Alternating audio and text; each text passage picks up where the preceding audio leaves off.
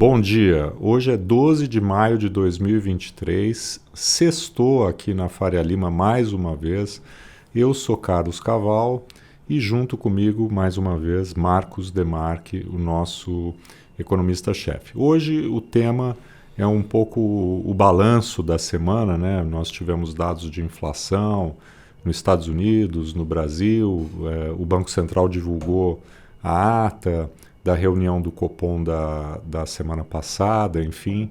Tivemos também, finalmente, a indicação dos dois diretores para o Banco Central, com destaque, né, para a escolha do secretário executivo do Ministério da Fazenda, Gabriel Galípolo, para a diretoria de política monetária, uma diretoria muito importante no Banco Central operacionalmente, né?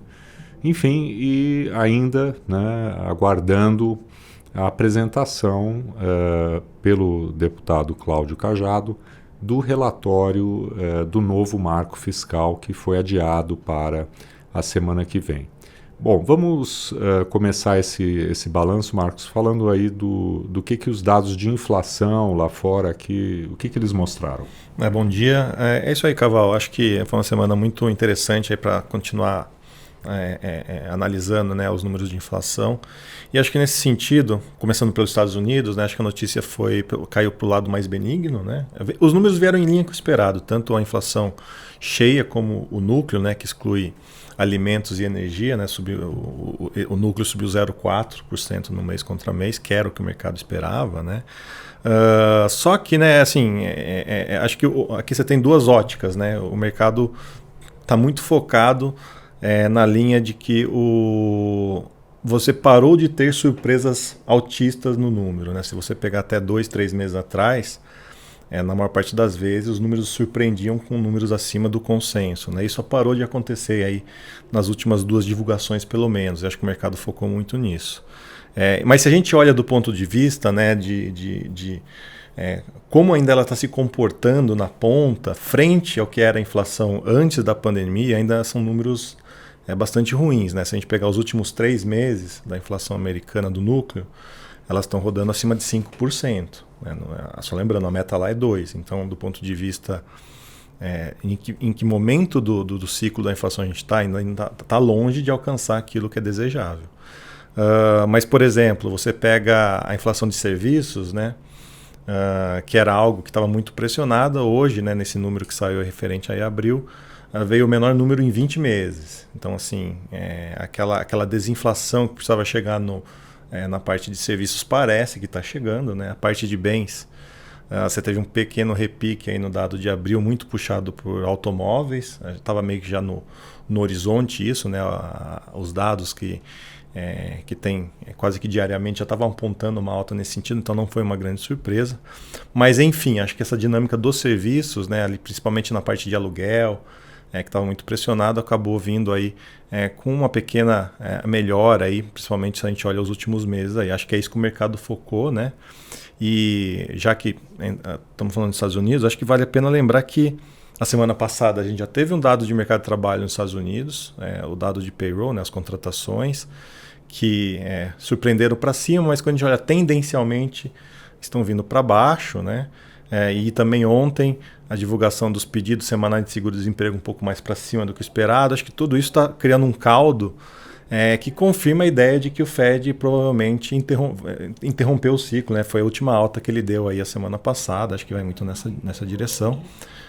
Até porque também tem a questão, né, que a gente já comentou aqui, dos bancos regionais, do potencial efeito de restrição na concessão de crédito. Isso, exatamente. Né? A gente teve ainda essa semana no relatório trimestral de condições de crédito nos Estados Unidos, né, e apontando que de fato você teve os bancos apertando mais as condições de oferta de crédito por lá e a demanda também caindo. Então, na direção de que tudo que aconteceu com o sistema bancário americano, né, vai na direção de ser alguma coisa equivalente a mais juros dado pelo Banco Central. Então, essa equivalência parece que, de fato, está acontecendo quando a gente olha a questão do crédito.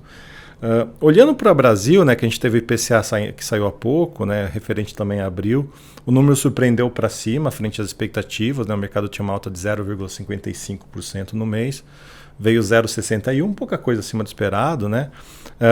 Em 12 meses saiu de 4,65 para 4,18, está desacelerando e vai continuar desacelerando nos próximos meses. Mas ali dentro, né, o núcleo, né, a média dos núcleos aqui no Brasil, que é o que o Banco Central gosta de focar bastante, continua trazendo números desagradáveis, né? Veio 0,51 no mês a média dos núcleos, né? Se a gente pega e analisa esse número, a gente está falando ainda numa inflação rodando a 6%, muito alta, né? Acho que até depois, acho que você vai comentar um pouquinho dentro da lógica da ata, né? Serviços reacelerando frente ao dado que a gente tinha visto em março, né? Então, o próprio diretor Diogo Guilhem nessa semana, né, falou que essa etapa do combate à inflação no Brasil ela é um pouquinho mais complicada, exige uma paciência, né, que é a desinflação de serviços. Acho que isso ficou claro, está ficando claro, né, nos últimos indicadores, né? E só para terminar aqui, jogar a bola para a questão da ata, né, tem história de que saiu na imprensa essa semana que a semana que vem a Petrobras pode reduzir o preço da gasolina, né, o preço do GLP, em cima da queda dos preços de energia no mercado internacional. É bem possível, para não falar provável, que isso aconteça, né? O que pode adicionar no curto prazo uma pressão baixista na inflação, junto com alimentos, que a gente tem visto aí também números um pouco mais benignos, o preço de carnes, os grãos, né, caindo de preço. Acho que isso tudo vai criando também aí um volume de notícias que pode acabar se concretizando em números um pouco mais benignos nos próximos meses.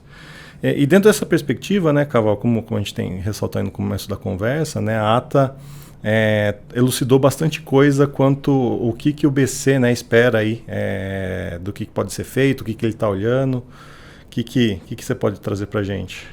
Então, foi uma ata interessante, ela trouxe alguns elementos novos, né? Enfim, a decisão de manutenção, como há muitos meses tem acontecido, não é a novidade, sim o acompanhamento, né?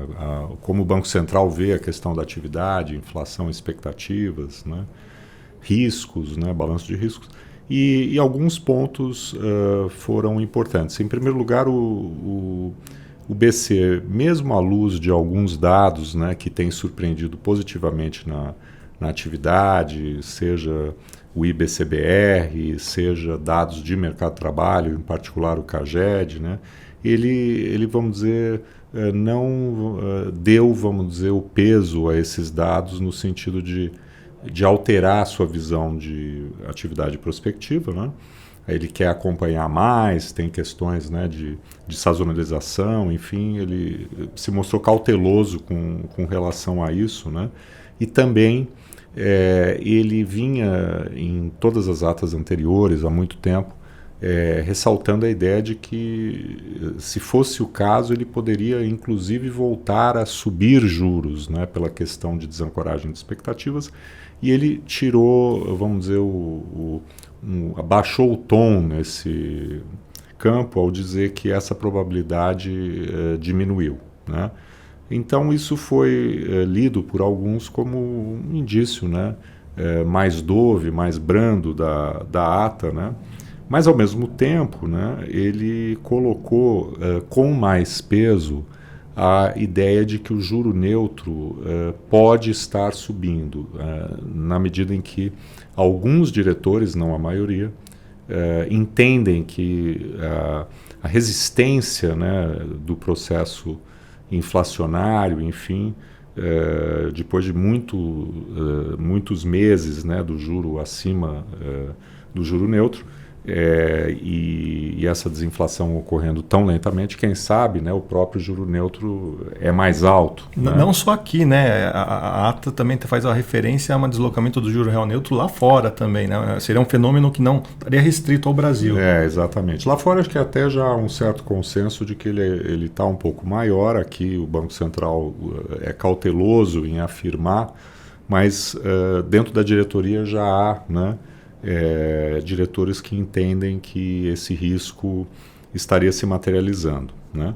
Ele também chamou a atenção para o fato de que a inflação em 12 meses, né, tal como inclusive o dado de hoje do IPCA confirmou, ela vai ficar muito baixa, né, e ainda mais, né, quando tiver umas leituras de maio e junho, né, em 12 meses, por um efeito base, né, do ano passado, porque o terceiro trimestre ele foi um trimestre de deflação por conta de redução de tributos, enfim, aquele ambiente eleitoral, mas que o que vai ser importante é continuar acompanhando a média dos núcleos, que inclusive no dado de hoje, né, quando a gente pega a média de núcleos e dessazonaliza, faz a média móvel trimestral, enfim, isso continua na ponta preocupante. E até acelerou um pouquinho, né? Quando a gente olha o núcleo dessazonalizado, pega os últimos 3 meses, né? E analisa, saiu de 6 para 6,20. Então, acelerou um pouquinho, né? E isso é claramente o foco hoje do Banco Central, né? Isso estava na ata, depois a própria entrevista do diretor Diogo Guilhem, né? Ele chama atenção para o fato de que você teve uma primeira etapa, né, da redução da inflação por preços administrados, por preços de bens industrializados, que é mais fácil de ser vencida, e a segunda etapa, que tem mais a ver com a inflação legitimamente de demanda, né, por conta do mercado de trabalho apertado, os preços de serviços, né, essa é uma etapa mais difícil de ser vencida, especialmente, né, em um ambiente de expectativas desancoradas, né? Então esse ponto da desancoragem, né, que foi, como a gente sabe, né, propiciado pela sinalização equivocada da nossa política econômica, seja no âmbito fiscal, seja no âmbito dos ataques ao Banco Central, a incerteza com relação à meta de inflação, ela claramente está dificultando, né, o trabalho do Banco Central.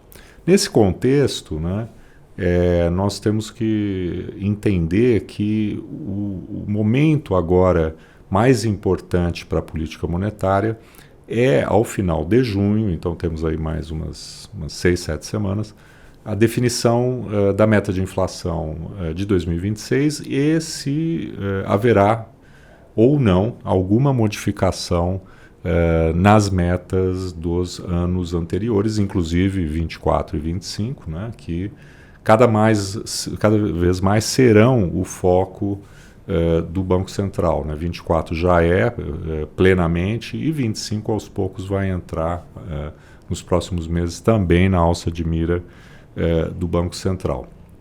Como nós temos, né, uma inflação resiliente, mas com expectativa de que ela caia em 2024, ainda para um nível acima da meta, e caia mais ainda em 25, se tivermos uma confirmação, né, da trajetória de metas convergindo, né, para 3% a partir do ano que vem, 3% como meta, vamos dizer, final, né, nós poderemos ter um efeito positivo nas expectativas inflacionárias, até trazida por elementos, né, como você disse, Marcos, ligados, por exemplo, ao preço de combustíveis, que está em queda, num contexto, inclusive, de apreciação do real, né? Nós vimos no Focus dessa semana, divulgado segunda-feira, uma queda muito pequena nas expectativas, quase desprezível, inflacionária, mas pelo menos a gente encerrou, né? Virou a direção, né? Virou uma a direção. Sequência enorme, né, de semanas em que a inflação sempre subia, as expectativas sempre piores. Então, na medida em que, quando chegar por volta do terceiro trimestre, claramente no caso do quarto, o foco também vai se dar sobre 2025, né? E se as projeções do Banco Central indicarem, né, uma inflação próxima de 3 ou abaixo de 3, nesse contexto, ele pode sim começar a cortar, né, juros antes daquilo que nós prevemos que é no início de 2024. Então, tem nesse contexto, apesar da dificuldade da desinflação, né, que é muito resistente por essa característica ligada à demanda, né? Vamos ser claros aqui, simplesmente não é verdade, né? Não tem nenhum apoio nos fatos a ideia de que a inflação no Brasil não seja, nesse momento, uma inflação de demanda. Isso é simplesmente fake news, é um negacionismo da realidade. Mesmo né? porque a taxa de desemprego está no menor patamar em 8 anos. Exatamente. Isso é uma realidade. Isso então, pois é, contra os fatos, né, só existe a postura não científica, a postura negacionista. Então, nesse sentido, temos aí uma dificuldade, mas há uma luz no fim do túnel, né? E aí eu também gostaria de comentar a indicação do diretor Gabriel Galípolo, né? Nós aqui não vemos nenhum motivo pelo qual o nome dele não fosse aprovado, é uma escolha do governo dentro das regras do jogo e queremos, né, que os dois diretores, né, tenham sucesso lá na sua oportunidade, né, uma honra, né, para qualquer economista, para quem é do Banco Central ou não, ser indicado para a diretoria do Banco Central. Entendemos que os nomes serão, né, aprovados no Senado. Diferentemente de que ocorre com outros casos, né, anteriores, né, em que o diretor indicado ele fica, né, num período de silêncio, né, antes da sabatina pela Comissão de Assuntos Econômicos, pelo plenário do Senado, o diretor Gabriel Galípolo está sendo bastante vocal, né, dando muitas entrevistas e se colocando como uma ponte, né, entre o ministro Haddad, enfim, e o Banco Central, né? Ao mesmo tempo, manifestando, de certa forma, alguma reserva, né, ou, vamos dizer, não indicando, né, uma adesão a ideias anteriores, né, de trabalhos em que ele participou e tal, que defendiam a MMT, né, a Teoria Monetária Moderna, que preconiza que juro alto não é, né, a maneira de você reduzir a inflação, né? O que eu julgo, né, podemos em algum outro momento comentar, uma falsa teoria monetária, é uma espécie de fake news, né, também negacionista em termos de teoria econômica. É a cloroquina, né? da economia. Como já alguns apelidaram, é a cloroquina monetária, né? Enfim, acho que isso vai ser muito importante, né? Eu mesmo, no dia da indicação, disse que publicamente que o mais importante era saber qual era a postura dele, né, frente à MMT. E acho que no contexto da autonomia do Banco Central faz parte essa transição, né, em que um governo escolhe diretores, o governo seguinte, que pode ser de oposição como né, vai escolher diretores com outro perfil, né, e podem ter uma visão diferente da política monetária, serem mais doves e tal, ter uma outra avaliação, mas que isso tem que ser, né, sempre baseado em argumentos técnicos, né, até porque, como disse o Diogo Guilhem, né, o trabalho que existe técnico dentro do Banco Central, da diretoria de pesquisa, a modelagem, em contato com outros bancos centrais, quer dizer, isso é todo um esforço internacional, né, científico, que visa a melhor prática possível na condução da política monetária, que sempre será julgamental. É por isso que há divergências nos colegiados, quer dizer, isso não é algo que fosse absurdo a gente agora começar, né, a ter decisões onde haja dissidência. Não há, vamos dizer, nada de errado nisso, mas é muito diferente, né, se a postura de um diretor do Banco Central vamos dizer, uma postura de confrontar o regime de metas, de adotar uma falsa teoria, né, monetária e jogar, né, as expectativas de inflação para o alto, né, criar uma turbulência no mercado de juros, o que vai, evidentemente, prejudicar, né, a desinflação e a recuperação da economia brasileira, né. Por fim, né, Marcos, temos aí na semana que vem a expectativa da apresentação do relatório, né, com relação ao novo arcabouço fiscal. O Cláudio Cajado, né, teve que fazer esse movimento aí nos últimos dias, inclusive por não entender exatamente qual que é o posicionamento oficial do governo, até mesmo o PT, né, o partido do presidente, colocando alguns empecilhos para se colocar uma regra um pouco mais dura, né, que parece que é uma demanda dos congressistas, né, colocar coisas do tipo que estão sendo retiradas na proposta no formato original, que é o contingenciamento à medida que as metas não vão sendo cumpridas, algum tipo de congelamento de salários do funcionalismo público, coisas do tipo, concursos públicos, né? Acho que isso que está sendo discutido. E tem a questão que o Haddad também está fora do país, né? Então tá no G7, né? Então tem toda essa história de que talvez seja melhor deixar o negócio um pouco mais redondo antes de jogar aí para uma versão final o relatório. Inclusive tem a possibilidade, estava lendo hoje, que o adiamento passe da semana que vem, que fica ainda para outra semana, mas é uma história muito fluida, né? Vamos ver o que vai ter aí de novidade nos próximos dias. É esse embate aí um pouco do próprio partido do governo contra a vontade, né, da maior parte dos congressistas que querem deixar um pouco mais duras as regras aí que foi apresentado. E remete a um ponto que nós comentamos aqui, que é as alterações que o novo arcabouço ele faz na lei de responsabilidade fiscal, né? O fim do contingenciamento, você não ter mais a dinâmica da aferição bimestral, né? Da evolução de receitas e despesas, né? Você não ter nenhum tipo de ajuste previsto quando não houver o cumprimento da meta. Me parece, né, que o projeto...